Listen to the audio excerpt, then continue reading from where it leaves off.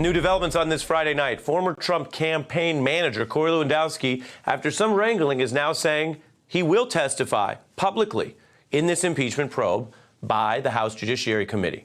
The committee ramping up what is now calling formal impeachment proceedings, according to Chairman Nadler, investigating these obstruction issues. Now, White House officials had talked about invoking executive privilege in some sort of bid to stop someone who never worked at the White House. That was a shaky legal argument. Lewandowski here clearly seems to be moving away from that bid and saying, look, he will engage.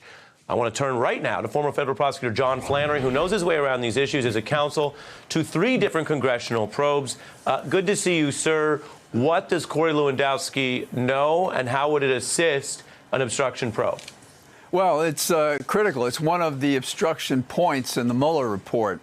He submitted to interviews on at least 2 dates, and what he outlined was a request by the president in 2 different meetings. The first meeting, he was asked to go to Sessions, the attorney general, ask him to praise how Trump didn't have anything to do with Russians, and to encourage the attorney general to limit the ongoing investigation of the special counsel to prospective elections.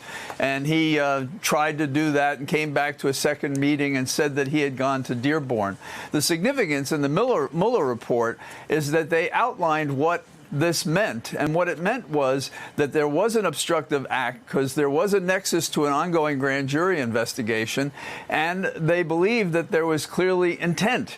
So his testimony under oath before the Judiciary Committee would translate into a pretty fair description of obstruction of justice by Trump. Of course, we have to wonder whether or not his agreement today to appear before the Judiciary Committee isn't a head fake, and one day before his appearance, we won't hear about some use immunity or something that should block him from appearing. But presently, he says he's going to be there, so we'll wait and see if he shows up on September the 17th.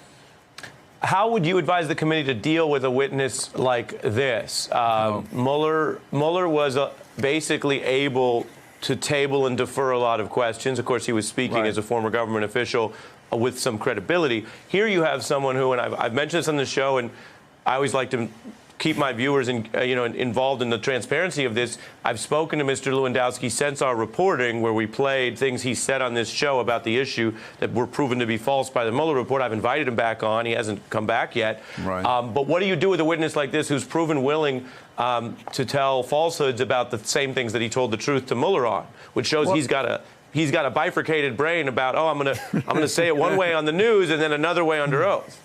Well, I guess he figures no one's going to prosecute him.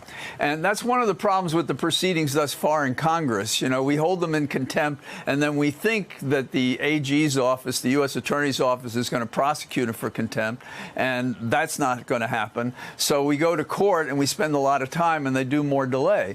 I think it's time that they considered using their inherent powers, the ones that were used back in the Teapot Dome. There's a case, McGrain against Doherty, who was the Attorney General, who was believed to, by misfeasance and nonfeasance, fail to prosecute conspiracies to affect our trade.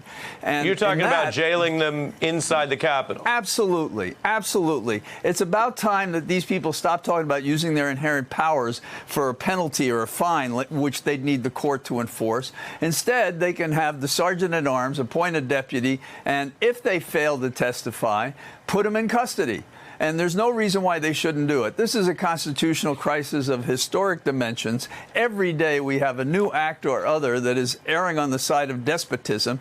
The general conversation now is that we have something like a made-up dictator in the West Wing. So I think it's time that we act affirmatively and forcefully, because the nation is suffering because of who is now the thief of state. Well, when you lay it out like that, to some people it may sound extreme or strong, but as you say, there are precedents for it, and there is statutory constitutional structure for it, which is, do you ever march anyone right out of the committee room and into a jail? It'd be a big debate, but John Flannery, you always keep us thinking, sir. Thanks for being here. Thank you. Yes, sir.